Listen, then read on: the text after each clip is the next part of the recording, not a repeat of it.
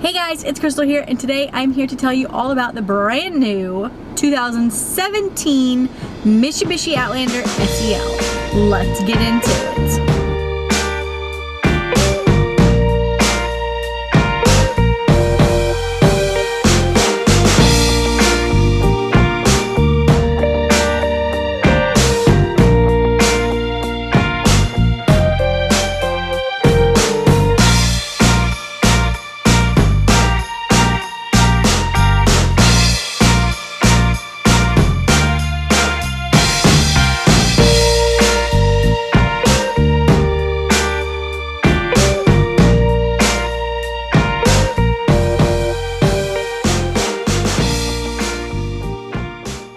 Okay, so today I'm going to tell you all about the 2017 Outlander 2.4 SEL two-wheel drive, four-door SUV. This car is probably my favorite out of the Mitsubishi lineup. The past Mitsubishi Outlander did not have third-door seating, but the new 2017 does have third-door seating, so this is a 7-passenger vehicle, which is amazing for a family of my size or larger, because it can fit up to 7 people. Now with the kids, we do like to keep them separated, because if not, they like to argue, and when we got into this car, we were like, peace and quiet, finally, yes.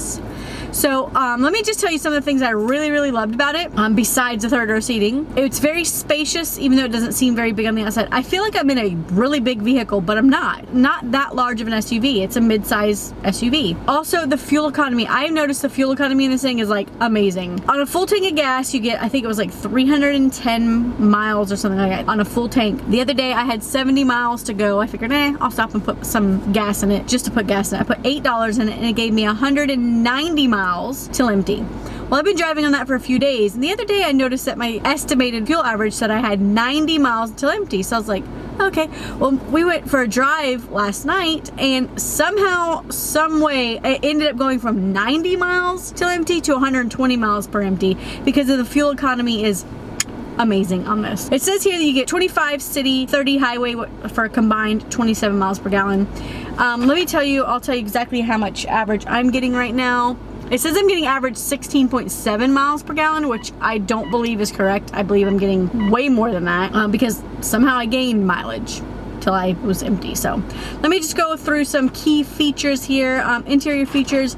There is a, I believe it's 7-inch, let me see if I'm correct. Yes, 7-inch. It is a 7-inch display, I guess you would call it. It comes with a Roxford Fosgate speakers, which sound amazing. The only thing I didn't really care for is it doesn't have navigation. It does have navigation if you use the navigation through your phone, which I think is a little bit annoying. I'd rather have it its own navigation system, so you're not using up your phone battery while you're going on a long distance, because you'd have to have it plugged in otherwise. That is one thing that I would change if it had navigation on the actual vehicle itself instead of using the Apple CarPlay, which is pretty neat. I've never been in a car with Apple CarPlay before, so I'm not exactly sure how it works. I do like that it did read my text messages to me, and I was able to reply to a text message to the Apple CarPlay, which is really cool. That's the first time I've ever used that, and I was like, that is awesome. An 8-way power adjustable driver's seats, which I am a small girl. I'm 4'11", so I fit perfect in this car. My husband, he's 5'11", I think he is, so, and 6 foot on a good day.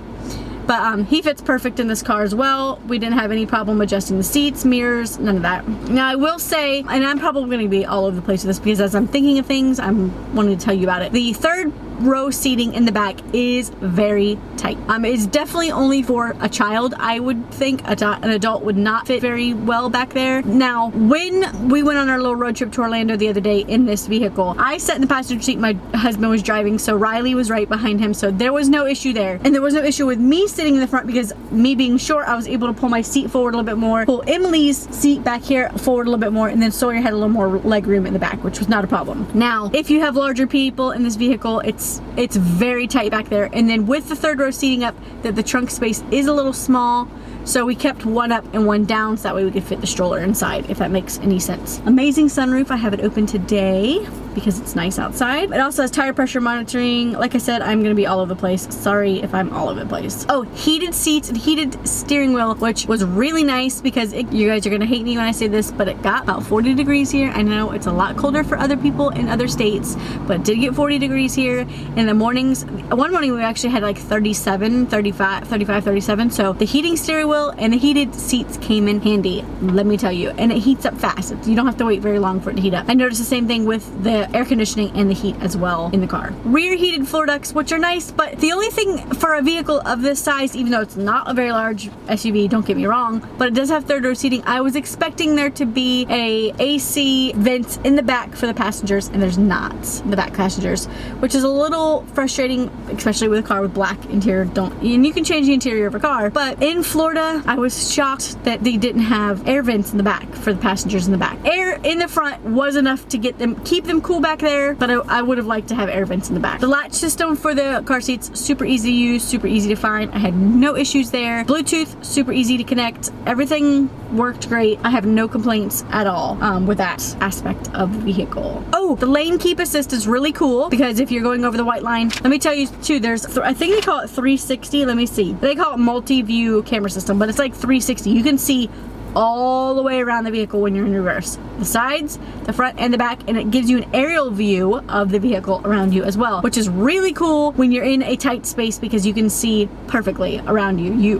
You're not gonna hit anything if you're looking in the camera. And being that there's cameras on the mirrors, when you're crossing, it's got lane detection warning, where if you're going into the other lane, there will be a beep that tells you lane departure warning, lane departure warning. So to get back over, there's also this button here that looks like it keeps you from getting into like rear-ending somebody. Obviously it does not stop the brakes for you, but there is an alert that will happen to let you know that you're getting too close to the vehicle in front of you. I think that is awesome. Adaptive cruise control, which is really nice. We use that on our trip. My husband loves to use cruise control. I'm not really much of a cruise control person because I just like to keep up with the traffic, and cruise control doesn't allow you to do that. Kind of just keeps you where you want to be. But I do like whenever, let's say we set the cruise control at 65, we're going along, the car in front of us is not going 65, let's say they're going 55, 60, the car will adjust to the car in front of you to keep you at a safe distance from them. If that car was to get over, the car will automatically speed back up to the speed that you had it set at, or if you were to get over into the other lane where there's no cars in front of you, it would do the same thing. I think that's so cool. Another really cool feature is the auto high beams. So it will know when there is a car coming your direction to automatically turn the high beams off, because you know sometimes you forget and then people get mad and you're like, hey, turn your high beams off. Well, this car will do that for you, so you don't have to forget, which I think is so cool. Fast key passive entry system, one touch start stop engine, basically push start, so easy. Here is the key fob that is used for this vehicle, this one here. I did notice with the trunk button, it was a little fidgety sometimes. It didn't want to really open the trunk unless you had to like push it twice and hold it, and then it was just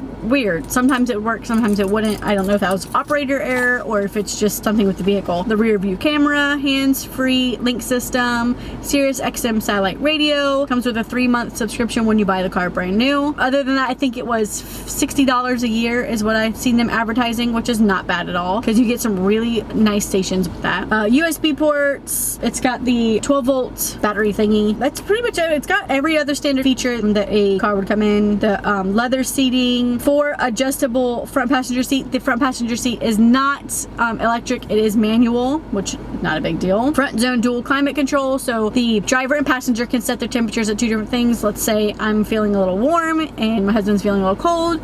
He could put his heat on and I can have my air on. It's really neat. Leather wrapped steering wheel, tilt telescope steering wheel, which is nice for me because being I'm short and I have to have the seat up a little bit more, I don't have to have the steering wheel right in my face. I can push the steering wheel in and feel very comfortable while driving. Carpeted floor mats, remote hood, and fuel door release lever. Let's see how many cup holders we have. 1, 2, 3, 4, 5, 6, 7, 8, 9, 10, 11, 12 cup holders, I believe it has. Let's see if it says, if I'm correct, if it tells how many cup holders. It does not, but there's 12 cup holders, which plenty of cup holder space. LED headlights, blind spot monitoring with rear cross traffic alert, lane charge assist. I do like the blind spot monitoring because there's a little tiny things on the side of your mirror that will light up if there's a car in your blind spot telling you, it basically tells you not to get over it. If you put on your blinker and you start to get over it, you'll hear a beep, beep, beep, beep, and to let you know, don't get over, there's a car in your blind spot. Really nice. So yeah, basically that's pretty much it about this car. I mean, there's so much more that I could go over, but that's the main stuff. I mean, I liked driving it. I think Mitsubishi Outlander is much better than the 2016. Nothing against the 2016 at all. I just really, really like the third row seating in the new 2017. The outside looks very similar to the 2016. 2017 is a fun car to drive. If you guys like this video, please give it a thumbs up. Don't forget to subscribe if you haven't already, and I'll see you in the next car review. Bye.